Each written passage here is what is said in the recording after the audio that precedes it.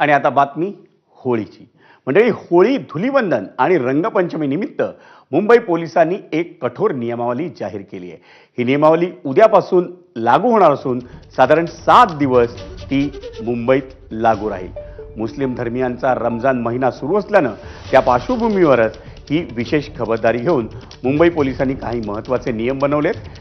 12 मार्च म्हणजे उद्यापासून 18 मार्च पर्यंत ही नियमावली लागू राहील। आपण पाहूया मुंबई पोलिसांनी जाहीर केलेली नियमावली कशी आहे ग्राफिक्समधून।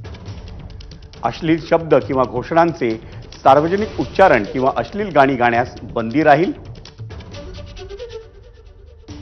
कुणाचीही प्रतिष्ठा, सभ्यता किंवा नैतिकता दुखावेल असं वर्तन करू नये।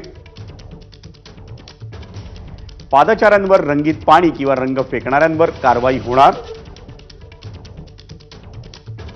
रंगीत किंवा साध्या पाण्यानं भरलेले फुगे हे कुणालाही फेकून मारू नयेत। होळी आणि रंगपंचमी निमित्त जबरदस्ती वर्गणी मागणाऱ्यांवरही कारवाई होणार।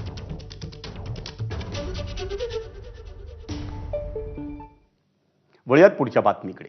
खासदार श्रीकांत शिंदे यांच्या कल्याण मतदारसंघातील